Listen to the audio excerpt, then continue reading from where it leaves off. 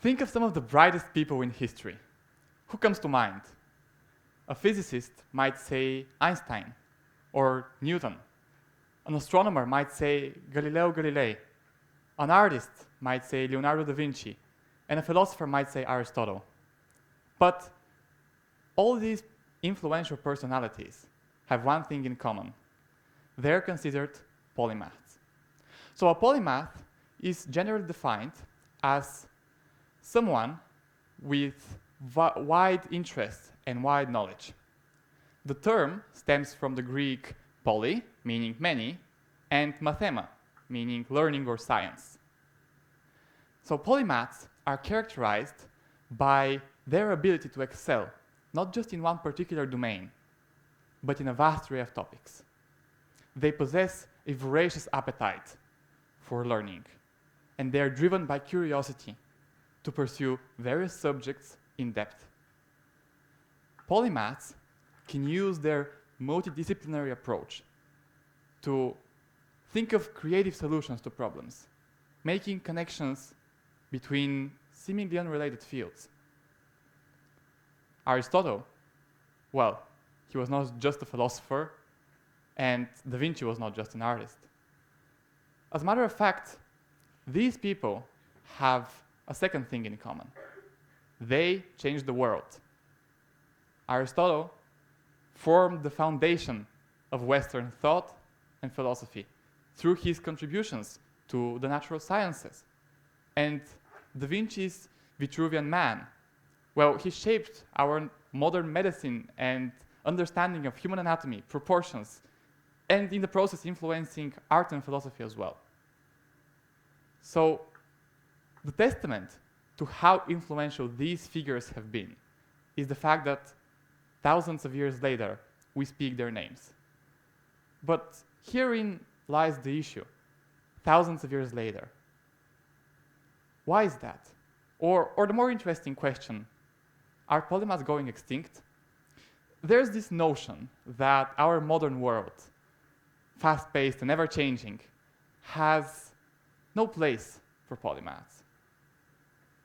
Society favors the specialist over the generalist.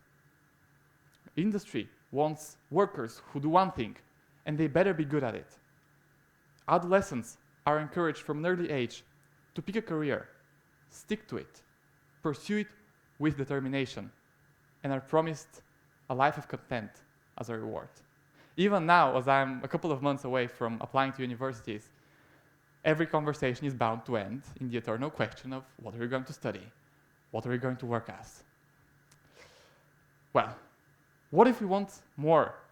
What if we want to push progress forward, to spearhead it?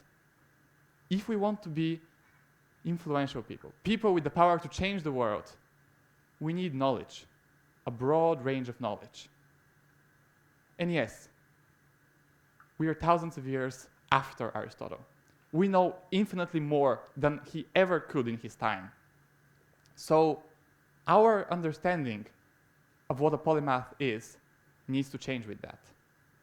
The backbone of life is that change necessitates evolution. And evolution leads to improvement. So remember that simple question I asked, are polymaths going extinct? Well, it turns out that was the wrong question to ask in the first place. As an ancient Greek philosopher, Heraclitus, said, change is the only constant. And Heraclitus was a very avid opponent of polymathy. But ironically, his words are in fact the key to saving polymathy in our modern time. Because polymaths need to evolve. And so the right question we ought to ask is, how should polymaths evolve to not go extinct?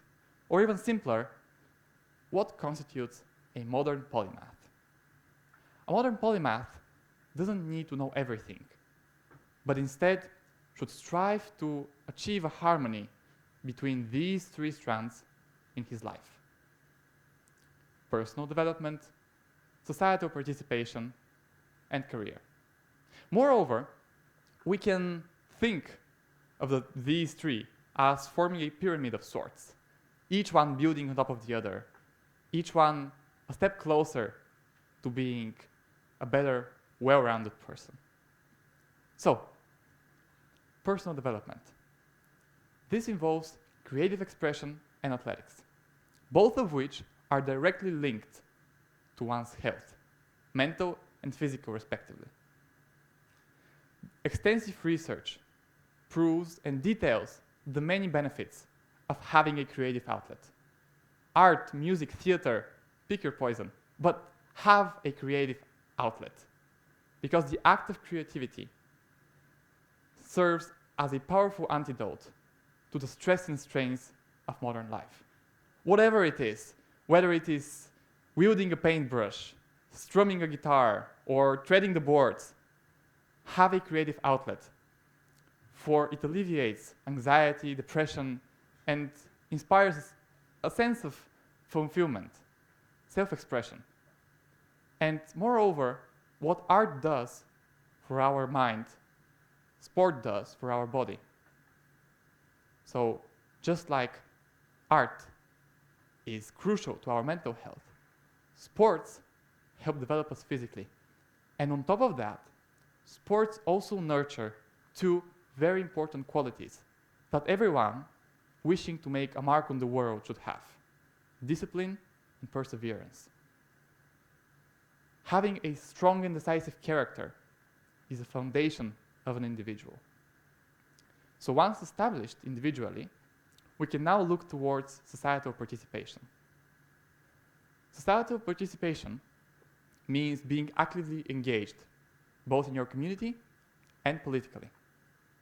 Now, to do that, we need to be aware of the social and cultural context, or in other words, have a keen interest in geography and history. Understanding people and their relations is in the department of psychology and sociology. And then finally, being a keen reader facilitates the ability to absorb information, to view different viewpoints, and then to be able to articulate your own position. And having all that knowledge and all those skills in your tool belt equips you with the power to be in a symbiotic relationship with society. Not just working for your own benefit, but contributing to a better environment for all. And finally, we come to career. Career involves one's professional pursuit. And herein lies the power of polymathy, because we already established that there are a number of jobs which are in essence just a cog in the machine, but the Renaissance man wants more. He wants to create, to innovate, to make something new, or at least do something better than it's ever been done before. So the superpower that polymathy unlocks within us is that creative ability to draw upon different fields, ideas from different areas of our life, and apply them to a problem at hand. And this new approach to thinking then allows us to have innovations which are far beyond what we could already imagine. So, to do that, we need that broad range of knowledge, and we need the strong foundation to build upon. Now, for instance, I myself have been fascinated by what is called bio-inspired engineering. It means identifying a problem and then looking at how it is solved in nature. So, for instance, we know that the bee population is in decline, and with rising concerns, well, we must seek a solution. And for decades now, people have been working on so-called artificial bees, for example, right? But few actually thought about how to do the pollination itself. And so, to consider that, let's apply the principles of bio-inspired engineering and see what we come up with. So first, we know that in nature, bees perform this operation. So how do they do it? Well, bees fly from flower to flower, and pollen sticks to their bodies. Now we have the how. What about the why? Why does pollen stick to their bodies? Well, as it turns out, pollen in nature has electric charge, static electricity. And I know we've all done this. You You take a balloon, rub it in your hair, raise it up slightly, and some hair gets stuck on it. Now, the way that happens is that when you rub the balloon in your hair, the friction causes that static electricity to build up. And as it turns out, bees have tiny hairs on their body. So when they fly through the air, that friction with the air itself actually charges them. So once they land on a flower, the pollen is just attracted to their hairs, sticks on their bodies. And that is the why. And once we have established the how and why, we can look at how we can replicate this, mimic this, and solve our problem. The answer? Well, that is a cotton swab. Funnily enough, we can do the same thing as bees do and just rub it into something, charge it, and then say, put it on a drone, and we have an artificial bee. And the process we went through to make this bee was practically the same. So let's look at it from the top. Well, first, we identified the problem with the help of ecology. We realized that bees are in decline. We then used the help of biology to understand the anatomy of plants and bees. And then physics just helped us explain how the two interact with each other. And the result is a rather simple yet elegant solution. And we don't need to stop here. Chemistry, for instance, can be instrumental in finding another material instead of cotton that is even better suited for the job. The important thing is this process of polymath problem solving, using ideas from different fields and solving a problem for all. So, to move on, we recognize how such an approach is valuable to us. But we also need to realize that we can't know it all. We can't be an expert in all fields. So we as humans are social creatures. Thousands of years ago, we realized that we can do so much more when we work together instead of alone. And we do that through communication. So here is the second power we can unlock when we employ polymath thinking. Having a strong, foundational, wide knowledge base allows us to establish common ground and effectively communicate our ideas with experts from all these fields that we just mentioned, benefiting from their personal experience, their knowledge accumulated over, say, years. And so through collaboration, we can turn those ideas into reality. Only through such collaboration can we actually have innovations that reach their full potential, innovations that can make an impact.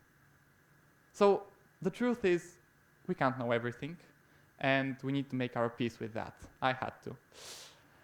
But that shouldn't inhibit our curiosity.